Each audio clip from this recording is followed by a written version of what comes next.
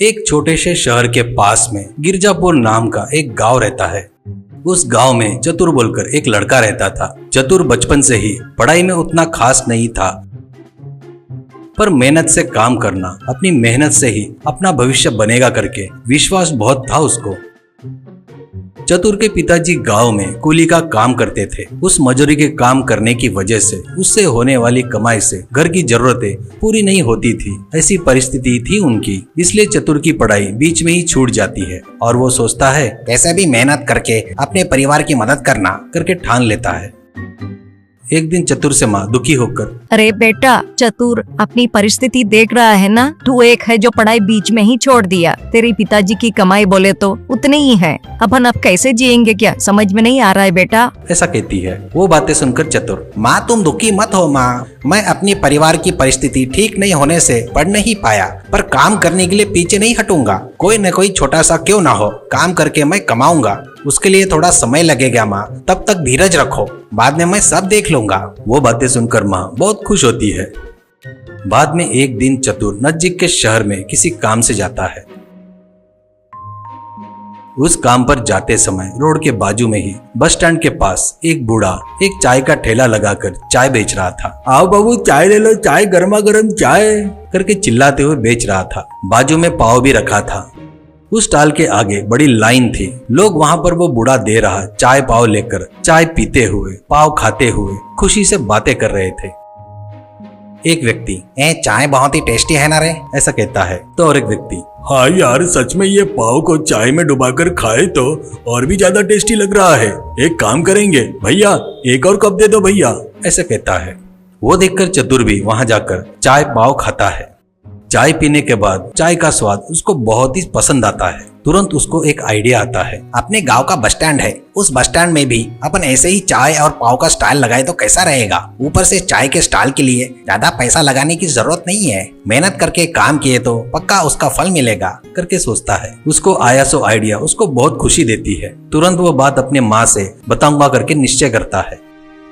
घर जाकर माँ से, माँ मैं अपने गांव में बस स्टैंड के पास एक चाय का स्टॉल लगाऊंगा, उसमें पाव भी बेचूंगा करके सोच रहा हूँ माँ, ऐसा कहता है। चाय का स्टॉल लगाने के लिए ज्यादा पैसे की जरूरत नहीं है माँ करके कहता है। अपने पास है उतने में थोड़ा सा लगाए तो हो जाएगा, बोलता है। तो माँ आश्चर्य से, क्या तू चाय का स्टॉल लगाएगा क्या, पाव बेचेगा क्या? तू चाय बेचेगा तो गाँव के सभी लोग तेरी हंसी उड़ाएंगे बेटा, ऐसा कहती है। वो बातों से चतुर फुल कॉन्फिडेंस के साथ, वो लोग कुछ भी बोले तो कोई फर्क नहीं पड़ता माँ, काम करने में कैसी शर्म माँ, ईमानदारी से कोई भी काम किए तो अपने को इज्जत मिलेगी, ऐसा कहता है। वो बातें सुनकर बह रहे आंसुओं को पोंछकर, बेटा तू तेरे पिताजी जैसा बहुत मेहनत करेगा रे, ऐसा बोलकर वो छुपाए हुए पैसों में से थोड़े पैसे किचन में से लाकर चतुर के हाथ में रखते हुए, पक्का तेरे साथ अच्छा होगा बेटा, मेहनत से काम किए तो कभी भी जीत हासिल होती है करके आशीर्वाद देती है। वो पैसे लेकर चतुर खुशी से माँ के पैर छूता है और आशीर्वाद लेता है।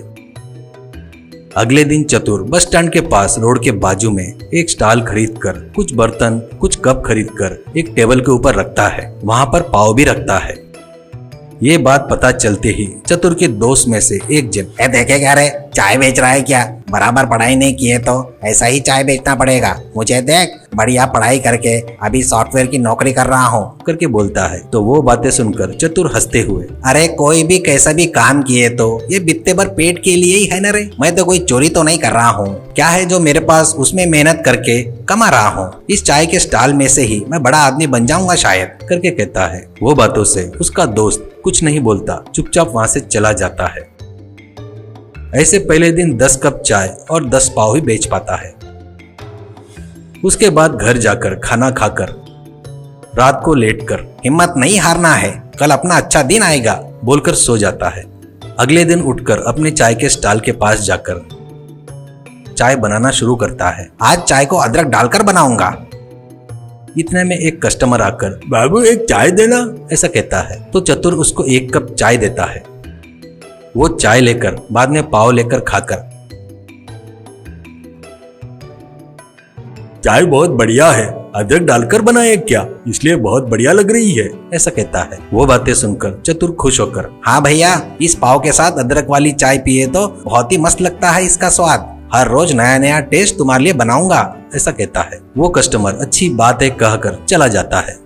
ऐसे कुछ महीने में ही चतुर का वो स्टॉल उस गांव में बहुत फेमस हो जाता है।